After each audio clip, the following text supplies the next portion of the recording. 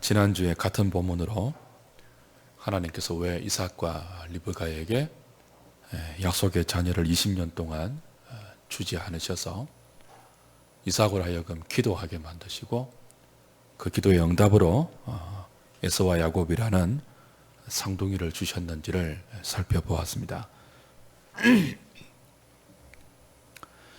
20년이나 아들을 주지 않았던 기간은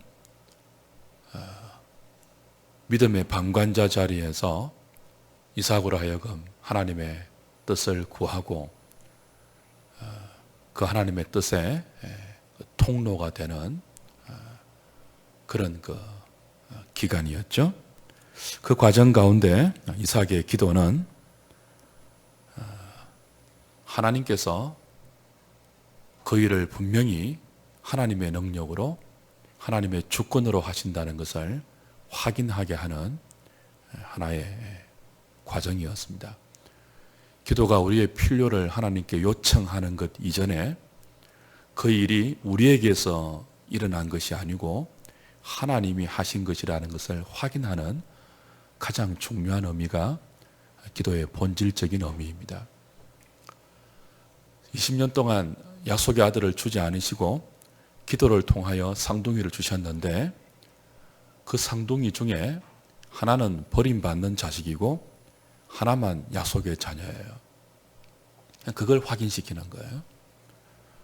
둘 중에 하나는 하나님의 자녀가 아니에요.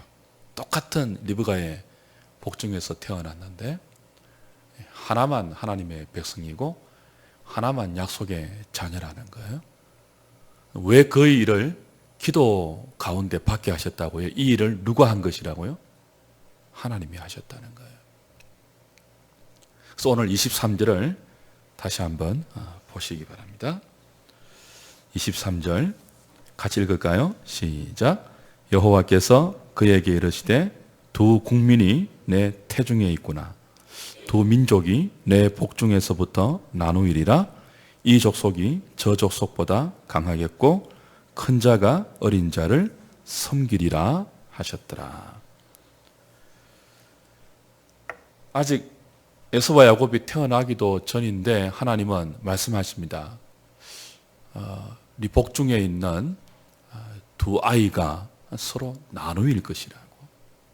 하나는 약속의 자녀이지만 하나는 약속을 받지 못하는 자녀로 나누일 것이며 큰 자가 어린 자를 섬기게 될 것이라고 이야기하십니다. 예언하시죠?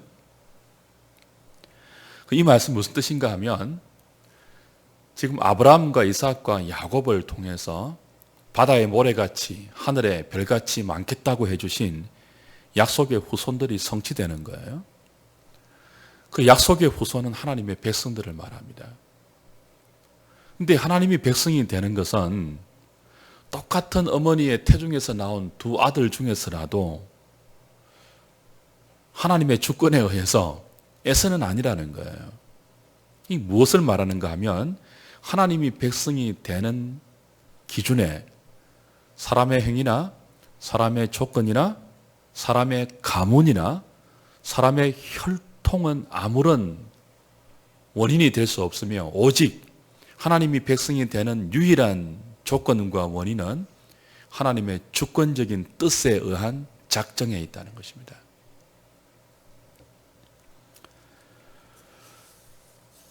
사람들은 이런 성경의 가르침을 대할 때 무척 당황하죠. 당황하는 것을 넘어서 어떤 사람은 분노합니다. 성경의 가르침 가운데 지성인들에게 가장 많이 반대를 받고 공격을 받는 것이 바로 사람이 태어나기도 전에 누구는 하나님께서 택하시고 누구는 버린다는 이 작정, 그 중에도 예정의 교리예요. 사람들은 이런 성경의 가르침을 들으면 반발합니다. 그런 법이 어디 있냐고요. 도대체 인간은 뭐냐고 반발합니다. 왜 태어나며 왜 살아야 하며 착한 일을 할 의미가 무엇이 있느냐고 반발합니다. 어떻게 보면 일리가 있는 반발 같아요. 하나님이 정말 말도 안 되는 소리를 하고 계시는 것처럼 들려요. 그러나 이런 인류의 보편적인 예정에 대한 반발은 자신이 어떤 처지에 있는지를 몰라서 하는 무지에서 나오는 소치이죠. 성경은 분명히 이 예정의 교리를 사람들이 반대함에도 불구하고 확실하게 진술하고 있고 우리에게 가르치고 있습니다. 오늘 본문 창세기 25장을 로마서 9장에서 바울이 어떻게 설명하는지를 한번 보시죠. 로마서 9장으로 한번 가보실까요? 로마서 9장 10절부터입니다.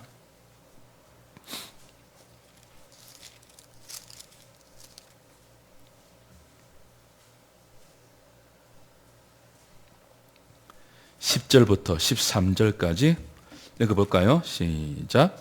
그뿐 아니라 또한 리브가가 우리 조상 이삭 한 사람으로 말미암아 임신하였는데 그 자식들이 아직 나지도 아니하고 무슨 선이나 악을 행하지 아니한 때에 택하심을 따라 되는 하나님의 뜻이 행위로 말미암지 않고 오직 부르시는 이로 말미암아 서게 하려 하사 리브가에게 이르시되 큰 자가 어린 자를 섬기리라 하셨나니 기록된 바 내가 야곱은 사랑하고 에서는 미워하였다 하심과 같으니라.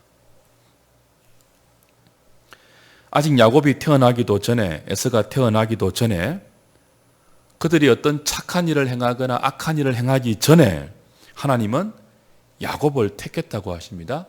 야곱은 사랑하고 에서는 미워했다고 하십니다.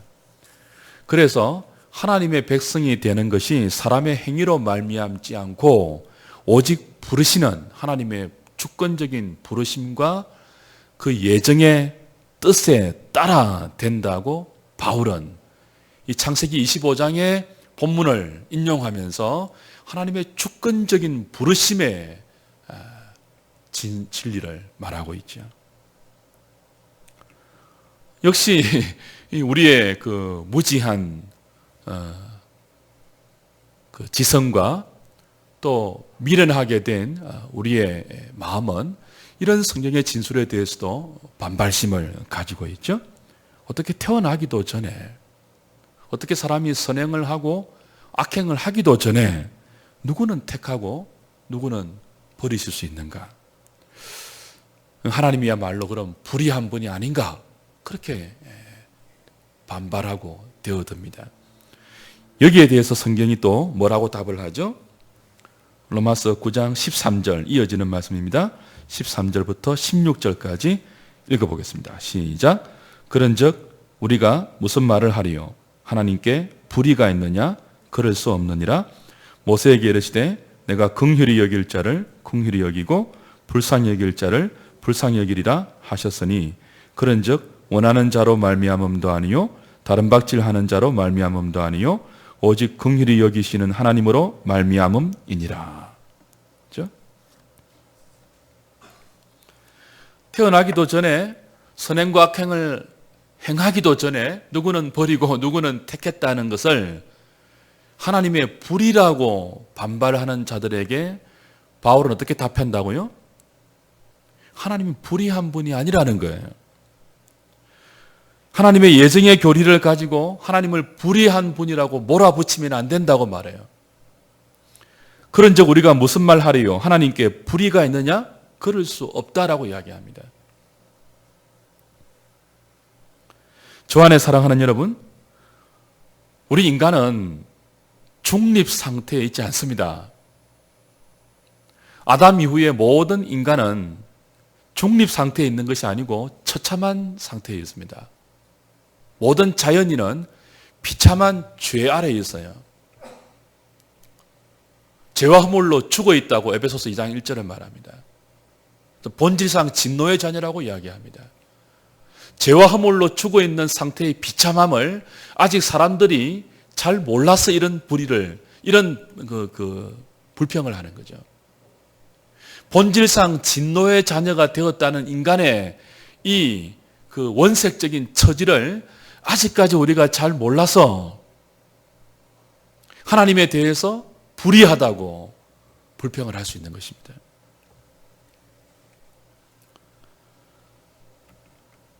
아담 이후에 세상에 태어난 인생 중에 택함 받을 만한 인생은 아무도 없습니다. 모두 죄 아래서 태어납니다. 다윗의 고백처럼 모친 중에서 우리가 죄 중에 잉태되어서 죄인으로 태어납니다. 중간 상태로 태어나지 않아요. 중간 상태로 태어나서 내가 선도 행하고 악도 행하고 그걸 내가 택해가지고 내가 악으로 가든지 선으로 가든지 나에게 달려있는 것이 아니고 죄 중에 잉태되어서 죄인으로 태어나요. 죄로 끌려가는 것이 우리 인생이에요. 죄로.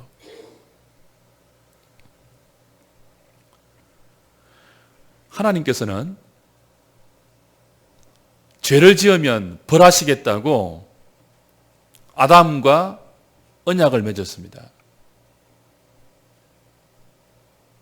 반드시 사망이 올 것이며 사망에 필연적으로 따라오는 고통과 비참함을 인생들이 맛볼 것이라고 하나님을 반역하고 불순종할 때 영생과 복과 은혜가 아니고 영벌과 진노와 형벌을 받게 될 것이라고 분명히 말씀을 하셨어요. 그리고 그 하나님의 말씀이 있음에도 불구하고 공식적인 계약이 체결되었음에도 불구하고 인간은 스스로 하나님을 반역하고 스스로 사망의 길로 걸어갔습니다. 죄의 삭은 사망인 줄 알면서도 스스로 죄를 택했어요. 그럼 그 죄에 대한 형벌은 불의한 게 아닙니다. 오히려 죄인들을 하나님이 버리시는 것은 공의로운 거예요. 불의한 것이 아니고 의로운 것이에요. 죄에 대해서 하나님이 진노하시고 죄에 대해서 심판하시는 것은 하나님의 공의를 잘 드러내시는 것입니다. 불의한 게 아니죠. 우리가 반드시 기억해야 될 것이 하나 있는데요. 하나님은 스스로 죄 가운데 들어간 인생을 건질 의무가 없는 분입니다. 이걸 사람들이 모르고 있어요. 사람들이 중립 상태에 있지 않으며 모두가 스스로 죄 아래 빠져들어간 아담의 후손들인데 원죄와 자범죄가 다 있단 말이에요. 우리에게. 그 원죄의 영향으로 다 스스로 죄를 짓고 산단 말이죠. 죄의 삭은 형벌이고요. 죄의 대가는 하나님께 버림받는 거예요. 영원히 버림받고 영원한 저주를 받는 거예요. 그런 죄인들을 하나님이 건질 의무가 없는 분입니다. 이걸 사람들이 모르고 있어요. 죄 아래 빠진 인생들을 구원해야 할 의무가 하나님께는 없습니다. 오히려 하나님께 하셔야 될 의무가 있다면 그게 뭐죠? 죄인들을 심판하시는 것입니다. 죄인들을 건지는 것은 하나님의 의무가 아닙니다. 하나님의 책임이 아닙니다. 하나님의 의무가 있다면 그건 뭐죠? 죄에 대해서 심판하시는 거예요. 모든 인생들 중에 한 명도 건지지 않아도 하나님은 불평받아서는 안 되는 분입니다. 불의하다고 원망 들어서도 안 되는 분입니다. 모든 죄인들을 하나도 남김없이 다 심판하신다 할지라도 하나님은 의로우신 분이에요. 불의한 분이 아니란 말이죠. 그래서 우리는 하나님께서 누구를 구원하지 않았다고 그분이 불의하다고 불평할 수 없는 것입니다. 죄는 우리가 지어놓고 자신을 구원하지 않는다고 심판하시는 하나님에 대해서 항의한다는 것은 어불성설이죠. 그런데 그 와중에 모두가 심판받아 마땅하며 하나님은 당연히 모든 죄인들을 버리시고 형벌 가운데 영원히 유기하셔야 하는데 근데 그 와중에 누군가가 구원받는다면 그 사람은 어떻게 된 것입니까? 자기의 어떤 행위 때문에 구원받는 것이 아니고 하나님이 긍휼히 보시는, 불쌍히 보시는, 그래서 택하여 건지신 은혜의 결과일 뿐입니다. 그게 야곱과 에서의 20년간이 자식이 없었던 이삭의 기도를 통하여 이건 하나님이 하시는 일이라는 분명한 확인 속에서 하나님이 우리 보편적인 인생들에게 가르쳐주는 예정의 진리예요. 누구는 택하고 누구는 버리는 것. 그렇다고 하나님이 불의한 분이 아니며 그 누구는 택하신 것을 통하여 불의 가운데 빛나는 하나님의 사랑을 드러내시고 그리고 누구는 진노 가운데 여전히 버려두심으로 죄를 마침내 심판하시고야만은 하나님의 공의로움을 그대로 드러내시는 하나님의 지혜이고 하나님의 주권적인 뜻이에요. 우리 중에 아무도 이 하나님의 예정에 대해서 불평해서는 안 되는 거죠. 야곱과 에서 중에 둘 다 하나님이 백성이 될 만한 자격을 가진 인생은 없습니다. 야곱도 하나님 백성이 될 만한 자격이 있어서 그런 것이 아니죠. 오히려 에서보다 더 악했잖아요. 에서도 그렇고 야곱도 그렇고 아브라함도 그렇고 이삭도 그렇고 인류 가운데 아담의 후손들 중에 누구도 하나님이 백성이 될 만한 자격을 구비한 자는 아무도 없어요. 그런데 그 인생들 가운데 누군가가 하나님의 백성이 되었다면 그건 누구 때문이에요? 하나님의 긍휼 때문이라는 거예요. 그게 로마서에서 나오는 바울의 설명입니다. 부르심이 사람의 행위로 된 것이 아니고 하나님의 복된 주권에 의한 하나님의 택하심으로 말미암았다는 것을 야곱과 에서의 경우를 인용해서 바울이 설명하고 있는 거죠. 사람은 다 죄중에 잉태되어 죄중에 태어났습니다. 그런데 그 중에 누군가를 하나님이 선택하셔서 한평생 말씀으로 찾아오시고 그 인생을 설득하시고 죄 가운데서 불러내시고 하나님의 거룩하심과 의로움 가운데 끝끝내 인도하여 들어가시는 것이 누구의 원인으로 말미암다고? 하나님의 긍휼하심과 하나님의 은혜와 하나님의 사랑과 하나님의 자비 때문이에요. 그 하나님의 자비를 불평할 수 없다는 거예요.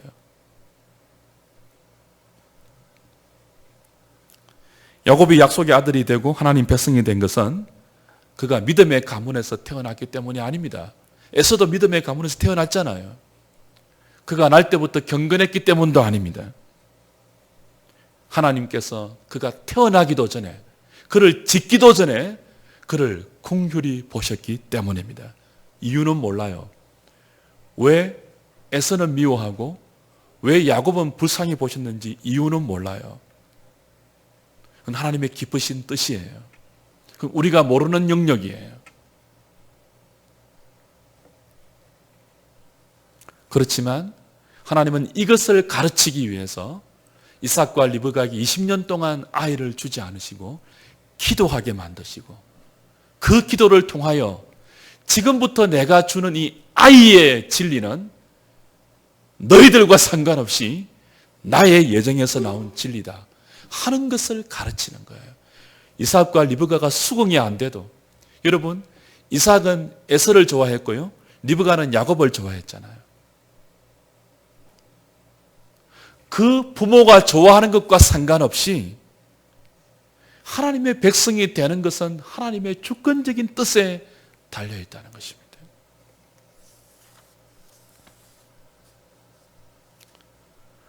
다시 말씀드리지만 하나님은 우리를 구원해야 할 의무나 책임이 없는 분입니다. 만약에 하나님께서 죄인들을 구원해야 할 의무가 있는 분이라면 그렇게 해서 되어진 구원은 당연한 것이죠. 의무로 하나님이 우리를 구원하신다면, 책임 때문에 우리를 구원하신다면 그 구원에는 감사가 있을 수 없어요. 당연한 것이니까. 그런데 아무도 구원할 책임이 없는 분이에요, 하나님이. 아무도 구원해야 할 의무가 없는 분이에요. 그럼에도 불구하고 누군가가 구원을 받는다면 그 구원은 너무나 놀라운 은혜의 결과예요. 당연한 것이 아닙니다.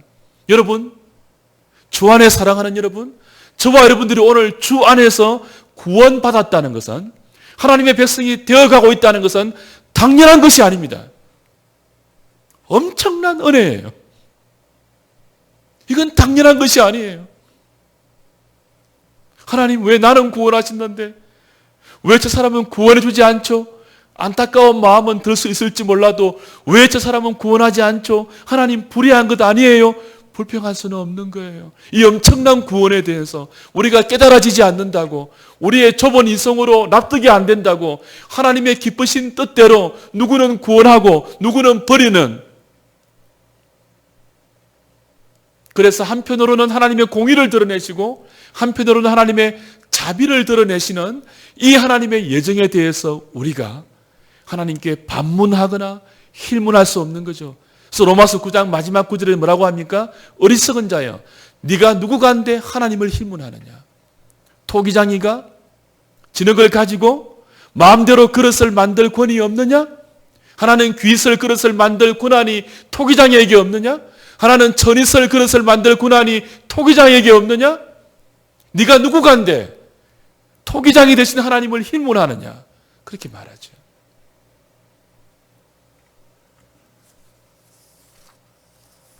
우리가 할 일이 있다면, 구원받은 백성이 할 일이 있다면, 이 놀라운 하나님의 주권적인 작정에 의해서, 예정에 의해서 구원해야 할 의무가 없고 구원해야 할 책임도 없는 하나님의 은혜로 구원받은 우리들은요, 해야 할 일이 있다면 그건 뭐예요? 불평이나 원망이나 그리고 항의가 아니고 감사의 찬송밖에 없습니다. 에베소서 1장 3절부터 6절까지 보실까요? 우리 주일날 에베소서를 또 할 거지만 오늘 간단하게만 보겠습니다. 에베소서 1장 3절부터 6절까지 같이 읽겠습니다. 시작. 찬송하리로다. 하나님 곧 우리 주 예수 그리스도의 아버지께서 그리스도 안에서 하늘에 속한 모든 신령한 복을 우리에게 주시되 곧 창세전에 그리스도 안에서 우리를 택하사 우리로 사랑 안에서 그 앞에 거룩하고 험이 없게 하시려고 그 기쁘신 뜻대로 우리를 예정하사 예수 그리스도로 말미암아 자기의 아들들이 되게 하셨으니 이는 그가 사랑하시는 자 안에서 우리에게 거저 주시는 바 그의 은혜의 영광을 찬송하게 하려는 것이라. 자, 신령한 복, 하늘의 신령한 복을 우리에게 주셨다. 그래서 바울은 3절에 찬송하리로다 그럽니다.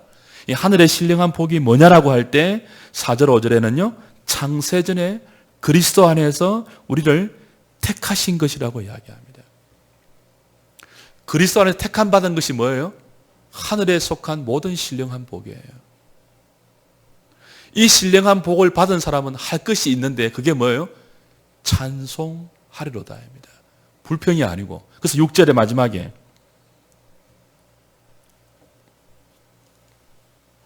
이는 우리를 택하여서 창세전에 그리스도 안에서 택하고 예정해서 하나님의 아들들이 되게 하신 이는 그가 사랑하시는 자 안에서 우리에게 거저 주시는 바 은혜의 영광을 뭐하게 하려는 것이라고요?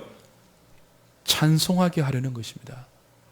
하나님의 예정은 구원받은 자가 찬양하기 위해서예요.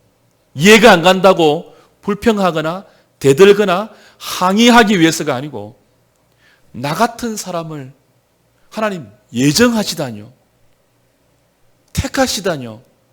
때가 되어 불러서 하나님의 아들이 되게 하시다뇨. 미련하고 안매하고 우둔한 나를 설득하고 가르치고 또 찾아오시고 또 보이시고 또 인도하셔서 마침내 죄에서 멀어지게 하시고 하나님을 믿게 하시다뇨. 이 말도 안 되는 은혜가 어디 있습니까? 이게 하늘에 속한 모든 신령한 복인 것을 깨닫고 찬송하게 하기 위해서입니다. 찬송하기 위해서.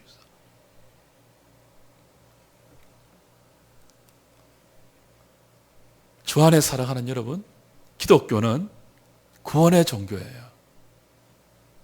그래서 이 예정의 진리, 이 예정의 진리 안에서 하나님께 택함을 받아 그 수많은 사람들 중에 원인은 모르겠지만 나 같은 것을 택하여서 하나님의 자녀 삼아 주신 이 놀라운 신령한 복의 실체를 깨달고 나면요 우리의 찬송이 그쳐서는 아니 됩니다. 다른 모든 것이 저와 여러분들의 삶에 사라지고 없어지고 다 물러간다 할지라도 저와 여러분들이 살아가는 생애 내내 사람들이 보는 견지에서 고통과 비참함과 불행과 아픔과 슬픔과 눈물을 흘리는 인생의 연속이라 할지라도 저와 여러분들이 그리스도 안에서 택함 받아서 하나님의 약속의 자녀, 구원의 자녀, 하나님의 백성이 되었다는 것이 얼마나 놀라운 것이며 얼마나 엄청난 일인 것을 안다면 우리는 이렇게 노래할 수 있어야 돼요. 하박국서 3장 구약성경 하박국서 3장입니다. 나훔 뒤에 하박국입니다. 1305페이지 3장 17절 18절 잘 아시는 구절이죠? 크게 한번 같이 읽어보겠습니다. 시작. 비록 무화과 나무가 무성하지 못하며 포도나무에 열매가 없으며 감람나무에 소출이 없으며 밭에 먹을 것이 없으며 우리의 양이 없으며 외양간에 소가 없을지라도 나는 여호와로 말미암아 즐거워하며 나의 구원의 하나님으로 말미암아 기뻐하리로다. 17절에 하박국 선지자가 뭐라고 합니까? 나는 여호와로 말미암아 즐거워하며 그 다음에는요 나의 구원의 하나님으로 말미암아 기뻐한다. 근데 어떤 상황이었어요? 여호와로 말미암아 즐거워하는 상황이 어떤 상황이에요? 17절에 비록 무화과 나무가 무성하지 못하고 포도나무에 열매가 없고 감람나무에 소출이 없고 밭에 먹을 것이 없고 우리의 양이 없고 외양간에 소가 없을지라도 뭐예요? 구원의 하나님, 하나님께서 나를 구원해 주신 것, 만세전에 그리스도 안에서 택하여 주셔서 때가 되어 말씀으로 나를 불러 하나님의 아들들이 되게 하신 것, 그 구원의 하나님이 계신다면 그 구원의 하나님께 내가 붙어 있고 그 구원의 하나님께 내가 언약의 자녀 되어 있다면 모든 것이 없을지라도 뭐 할 수 있어야 한다는 거예요? 기뻐하고 즐거워할 수 있어야 되는 거예요. 저는 이 진리를 우리 집이 쫄딱 망하고 배웠습니다. 8년간 정말 고생했습니다. 젊은 시절에 처절한 고생을 했어요. 안 해본 일이 없습니다. 막노동부터 해서 수금사원, 프레스공, 신문 배달, 포장마차, 나무 심는 노동, 모든 일을 다 해봤어요. 다른 친구들보다 학교를 더 오래 다녔죠. 여러분 수제비를 한 석 달 먹으면요 입에서 풀레가 풀풀 납니다. 수제비를 한 석 달 먹으면. 우리 딸들은 그 라면 먹는 것이 별미잖아요. 그 속에서 제가 깨달은 것이 있어요. 구원의 진리입니다. 그 고난 당하기 전에는 저는 친구들한테 교회는 다녔고 찬양대도 하고 주일학교 교사도 하면서 친구들에게 뭐라고 했는가 하면은 내가 예수를 믿으면 손에 장을 찢은다고 했던 사람입니다. 교회 다니는데도. 그런 저를 하나님이 낮추셨어요. 아무것도 없는 사막 같은 환경을 통해서 저를 낮추셨어요. 낮추고 또 낮추셨어요. 그리고는 그 낮아지는 순간에서 구원의 놀라운 진리를 이만큼 손톱만큼 알게 하셨습니다. 하고 많은 사람들 중에 나 같은 것을 택하고 나 같은 것을 하나님의 자녀 삼는다는 것이 도대체 무엇을 의미하는지를 손톱만큼 깨달았을 때 조금 찬양이 나오더라고요. 그전에는 벽을 치면서 손등이 깨어지도록 벽을 치면서 부모님을 원망했죠. 예수 잘못 믿는다고. 예수를 잘 믿으면 집이 흥하고 부자가 되고 막 이래야 되는데 그렇게 열심히 믿는데 이렇게 쫄딱 망하는 것을 보고 얼마나 원망했는지 몰라요. 고생은 내가 다 했거든요. 우리 어머니 아버지는 그냥 기도만 하면 되었으니까. 근데 그 깊은 고난의 터널을 통과하면서 조금 알게 된 구원의 비밀, 택함 받은 것에 대한 비밀. 그 와중에 제가 그때 성결교를 다녔어요. 장로교를 다니다가 조금 일이 있어서 성결교를 한 2년 다녔는데 그 성결교 2년 다니면서 청년부 시간에 토론을 했습니다. 바로 이 예정에 대해서 토론을 했어요. 성결교는 이 예정을 믿지 않는 교단입니다. 장로교는 예정을 믿는 교단이에요. 저는 장로교에서 자랐으니까 토론하면서 막 붙은 거죠. 그러다가 다시 장로교로 옮겼습니다. 그러면서 이 예정의 교리에서 깊이 고민하고 묵상하고 기도하는 중에 그 고난 끝자락에서 나를 택하신 하나님의 은혜를 요만큼 깨닫고 저는 거기에서 하나님의 영광을 보았어요. 하나님이 누구를 택했다는 이 사실, 거기에 하나님의 영광이 있었습니다. 그전에는 이해가 안 되고 불평하고 하나님 그렇게 불의한 분입니까? 수긍이 안 되었던 그 진리가 하나님의 영광으로 바뀌었어요. 누군가를 택해 주시다니. 다 죽어 마땅한 인생들 가운데 하나님이 누군가를 불쌍히 보셔서 누군가를 하나님의 주권적인 은혜로 불러서 건져주시고 영광의 자리로 올려주신다니. 이런 놀라운 은혜가 어디 있느냐.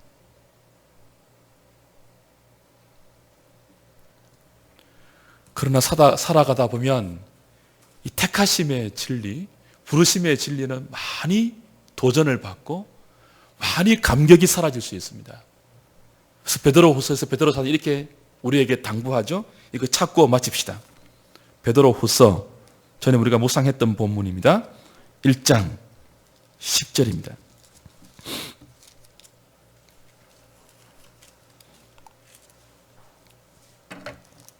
히브리, 야고보, 베드로 전후서입니다.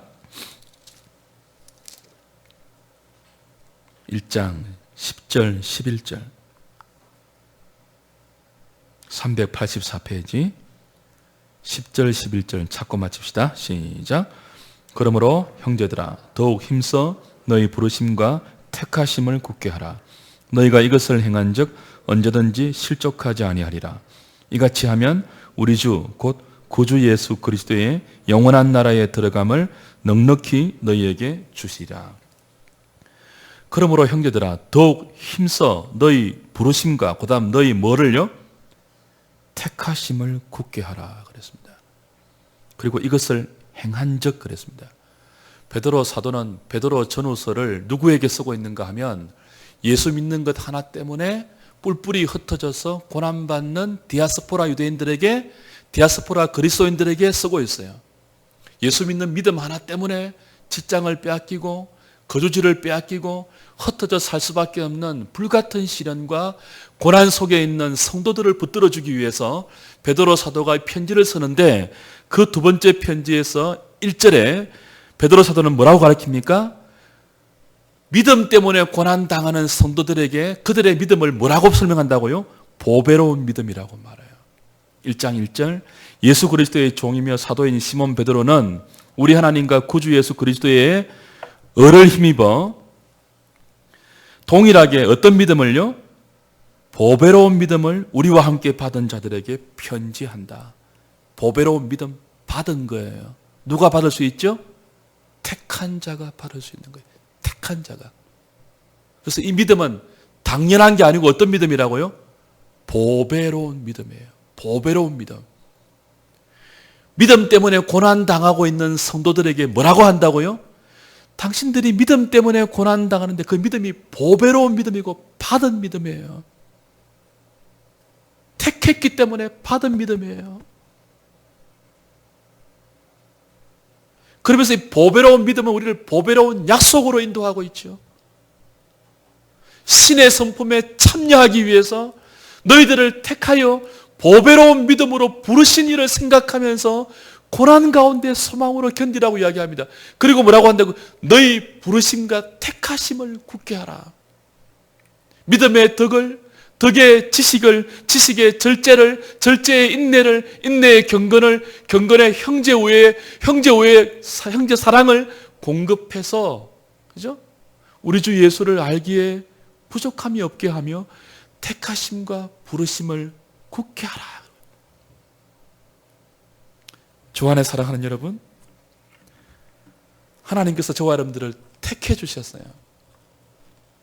굳게 하십시오. 세상의 모든 것을 다 가졌다 할지라도 하나님이 택하지 않으면요, 마지막 순간에 세상의 모든 것 다 가지고 지옥 갑니다. 그 모든 것은 다 불타버리고요. 택하심 위에 서 있으십시오. 그걸 하찮게 여기지 않기를 바랍니다. 하나님이 택해 주신 건 여러분을 찬송하십시오. 아무것도 없다 할지라도 비록 이 택해 주신 하나님의 은혜, 구원의 여호와를 인하여 기뻐하고 즐거워하는 자리로 가게 하기 위하여 하나님 우리를 택하시고 부르시고 오늘도 인도하시고 그 긍휼과 자비로 가르치시고 계시는 것입니다. 여러분, 복된 자들입니다. 하늘에 속한 모든 신령한 복을 받은 자들이에요. 더 큰 복은 없습니다. 나머지 복은 사소한 복에 불과해요. 부러워하지 마세요, 다른 사람. 다른 분들이 여러분을 부러워할 수 있도록 자긍심을 가지십시오. 여러분이 누구라고요? 택한 자입니다. 그 택하심을 굳게 하십시오. 택한 자입니다. 오늘 저녁에 하나님께서 저와 여러분들을 택해 주셨다는 이 사실 때문에 다른 모든 우리의 문제거리들이 있음에도 불구하고 이 사실로 찬송하고 감사하는 저와 여러분 되었으면 좋겠습니다.